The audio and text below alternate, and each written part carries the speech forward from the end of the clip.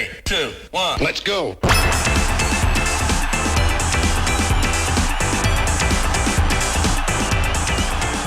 Hey everybody, welcome back to Toon Clash. We're continuing our Nickelodeon brackets, this time with El Tigre versus Rugrats. Yeah, Oh, Paleo's boy. favorite show. Mucha Lucha, Mucha Lucha. Shut up!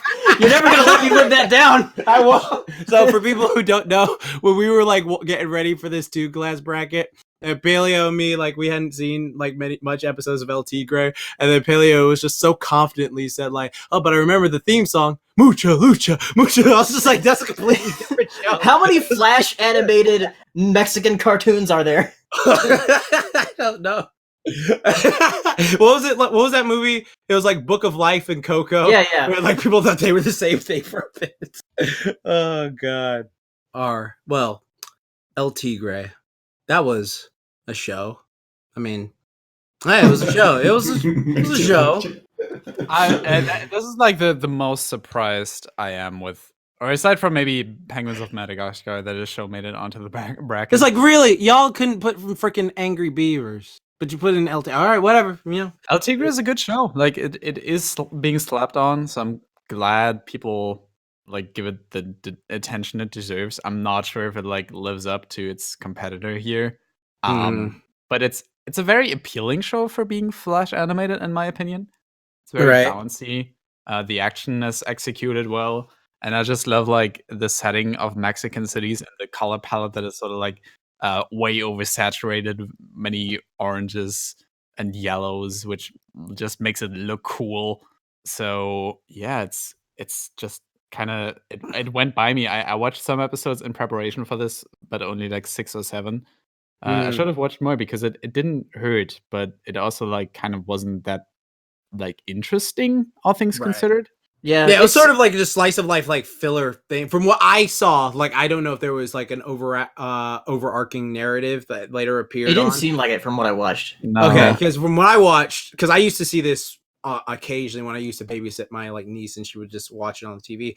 I thought I love Grey Delisle's character just because I love Grey Delisle and everything. I thought she was like cool to watch in it. But and I did think it was interesting how like, oh, my grandfather's a super villain and my dad's a superhero, so I like that like little narrative of like, oh, this is how it goes. And then the fight scenes were interesting. But again, like to me, it was just it was all right. It wasn't anything like I was like, oh god, I gotta watch this every single day of the week or something like that. It was just sort of like okay, like honestly, I just it was okay from what I saw. Like I really did love Grey Delisle's character though. And then, Yeah, I'm very surprised that a cartoon with one season made it onto the bracket. yeah, seriously, Oh, one season. one season. I thought I at least said 2. No, it has one.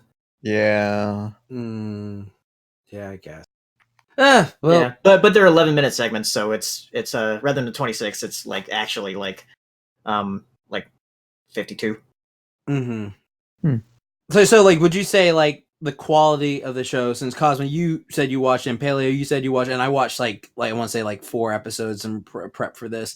Would you say like the votes that it's in here is primarily just nostalgia? I watched that, it made me happy, or is it like actually like maybe for the generation after us? Okay, But I can't imagine it being aired that often because like Yeah, I don't remember. Who like, seeing it. genuinely remembers El Tigre? Woo. I remember on Nicktoons, like what was it? Nicktoons network. Like there was 2 different networks. There was like a Nickelodeon and the Nicktoons. Yeah, the Nicktoons network. I remember seeing it a lot on that, but I don't remember seeing it a lot on Nickelodeon itself. Yeah, true. But no, I think it's justified seeing it on here. Maybe not.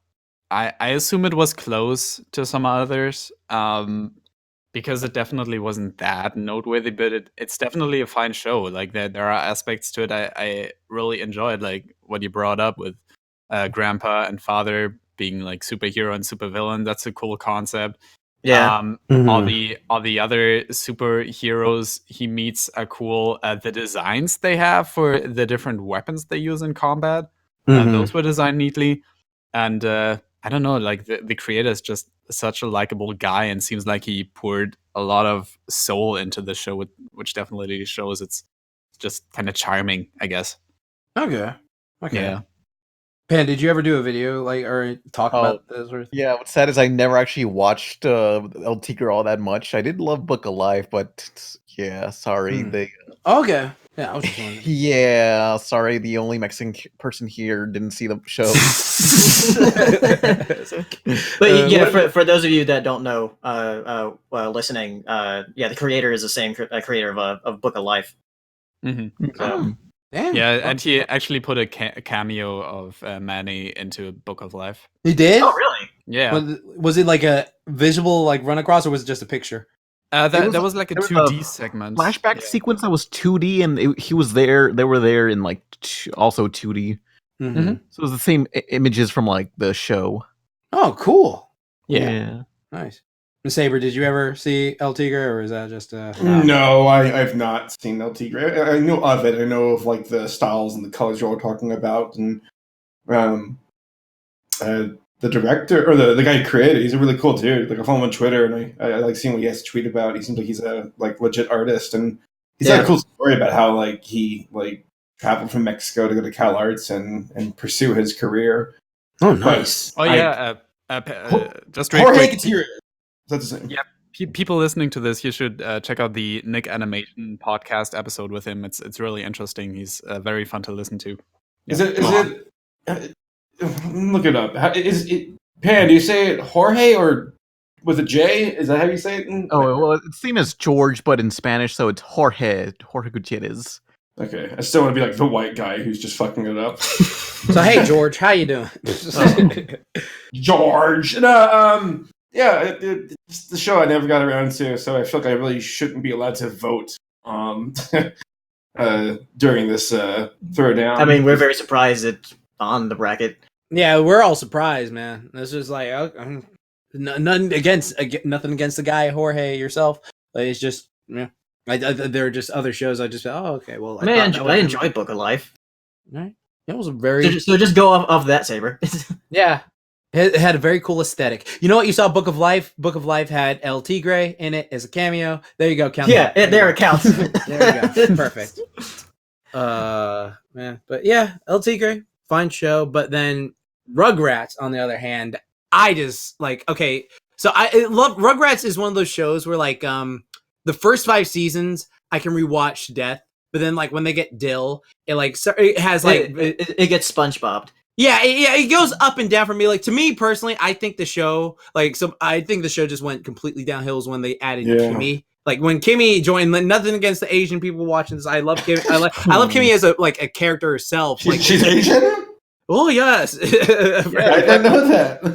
No, I think Kimmy's like cool as a character herself, but just the episodes she was in, I just did not care for. Like I thought most of those things did not appeal to me personally. But those first few seasons, they were just hysterical. Like they were just still like great things. Like Chucky, I still quote that Chucky line of just like, but in my house we do it this way. My house, my house, my house. Let me tell you something, Tommy. This is my house. It's my house. And when we're in my house, you gotta do things my way. And just like Chucky is so quotable. And Angelica, like so brilliant. Oh Lord, the show, that's a show I've been meaning to go and rewatch.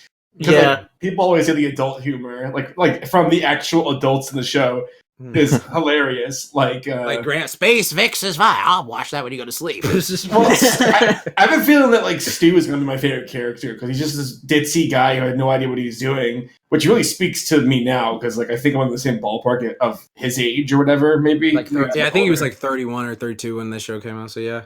Yeah, like it's just like a bunch of adults who have no idea what they're doing. And that show will make you so paranoid. Like, if you ever like is an adult now, because as a kid, like I didn't think much of it. But as an adult, I'm just like, watch the fucking kids. Where are they? Oh, the kids went trick or treating without us. Yeah, it's just like you're a fucking adult. What the hell's with you? Like, don't. It's what the hell? Because there are so many times where it's just like, because I remember when I had to like babysit my niece and nephew, like if they ever like just walked out of my side, I would just like have like a little, where the hell are they at? Like something like that. But in this show, they're like going through the forest, like the Rugrats movie. I would like all those parents should be arrested. No, all of you should be like, how do you let them get freaking out there like that? And then like, if there's a family who should believe in microchipping their child, it's the fucking Rugrat families. The Pickles, yeah. Pickles, yeah. Oh my god, and the Dude would make his Finsters. own microchip, and it would just like I don't know, turn them into like evil robots or whatever. Maybe for a second, but then it would blow up and like their arm would fly off their body. Oh God! Oh god. Stew, it blew up again. Stew. I mean, there was always like, yeah, that show was just like got so many like mean potential scenes, like the whole chocolate pudding thing at late at night. Like to me, that was the thing. I didn't think much of it, kid. I just thought it was a funny joke, but then the internet turned that into like a whole big thing of just like chocolate pudding because I've lost control of my life. How about this is something a kid me was like, oh, that's different. Was like how there's a lot of Jewish stories, and presents in that. Mm-hmm.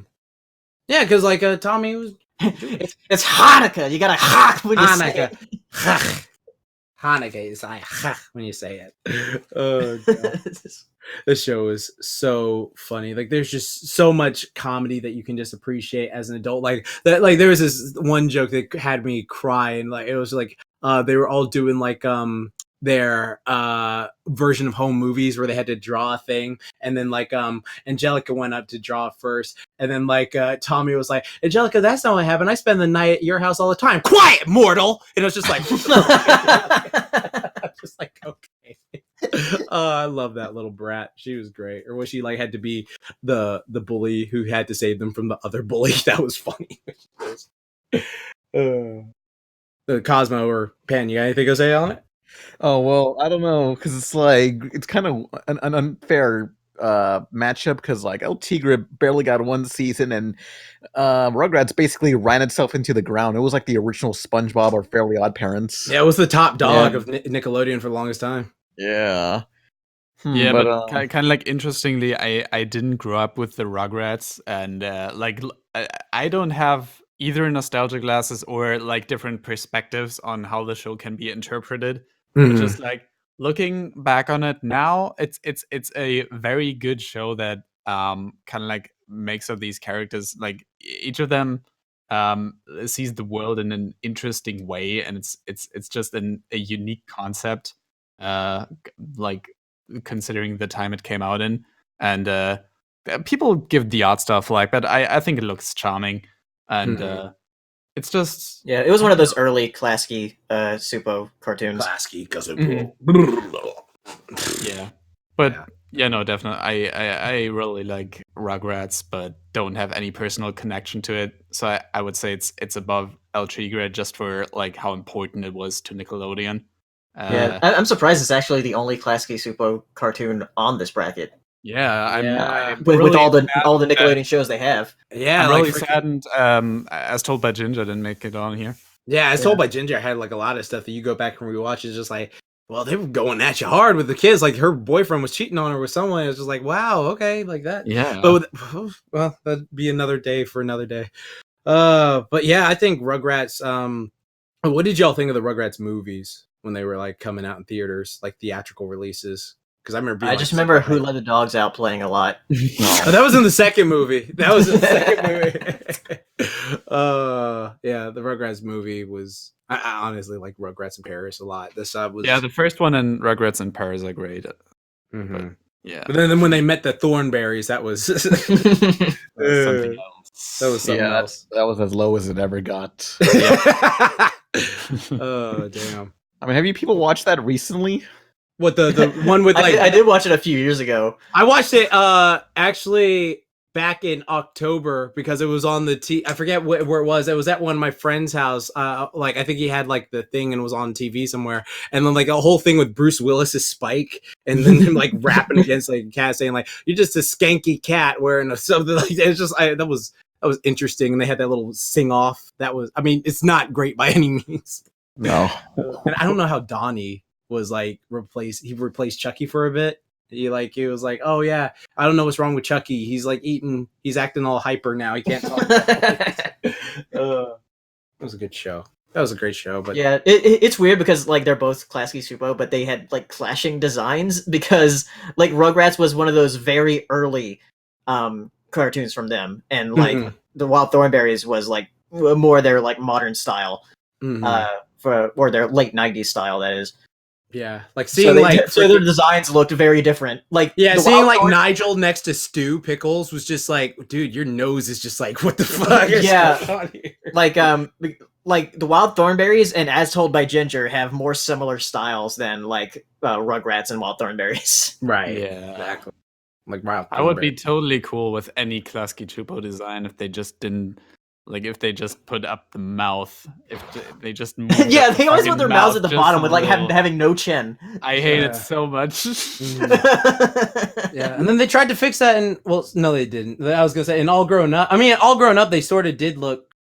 I mean, well, the kids when the babies grew up, they had like chins, so that was a thing. How about, How about- Are we what do you counting the think spin-offs? Because yeah, we had. I was just gonna ask. Yeah. Yeah. I mean, I wouldn't count. Let's forget. Because they were like separate votes on the on the Yeah, bracket I wouldn't poll. count it. Like All Growed Up, where it was the TV special where the Rugrats turned into their like preteen selves. I actually liked that movie a lot. Like I remember that one episode of Rugrats where they were like imagining that they were adults and they still had like the baby heads. Yeah, exactly. It had to drive. That was a great Oh, episode. And then Angelica was the boss. Yeah, I remember that. Yeah. Well, that episode kind of freaked me out because, like, at the very end of that episode, they had to like punch out a clock, like, to get out of work. Yeah. 1 second, you see their hands extend like some sort of robot arms, and I was like, "What was that?" That threw me off. I think they talked about it in this episode, but maybe I'm wrong. But like, I was under the impression as a kid that you go to work and you give the work money, and I was like, well, how do you make money then? And it's the other way around. Got it. Okay. Oh god. And then Rugrats is the boss. yeah, that's right. And then there was like that whole thing of where oh god, like Rugrats had like those creepy stories, like the whole like monster under the bed thing that was just like very silent. Like, why don't you come on down here? I got candy. And it's just like that, and that kid gets like eaten. Or when it was like, oh, you'll get sucked down the drain, and that kid got it's like Angelica would just tell these like horrifying stories of like all these things happening to people. Oh god, those are funny. That show was funny. But I feel like we could talk about it later because I think we were all like leading sort of the same way on this. Yeah. I Okay. vote Rugrats. Yeah, Rugrats. Yeah. Sorry, El Tigre, Rugrats. Yep. Regrets. Cállate la boca, el tigre. All right, yeah, Rugrats. Did I say something? I think I did. I said cállate la boca. I remember that. My freaking friend Michelle would always say that to me when I say something stupid. So yes. Yeah. Still surprised El Tigre had that many votes. Yeah, why? It was like number 4. It was like number 12. It was actually above Penguins of Madagascar. Whoa. Yeah. That's rough, buddy. So yeah, Rugrats moves on to the next brackets. We'll see you guys next time. Adios, el tigre. Bye.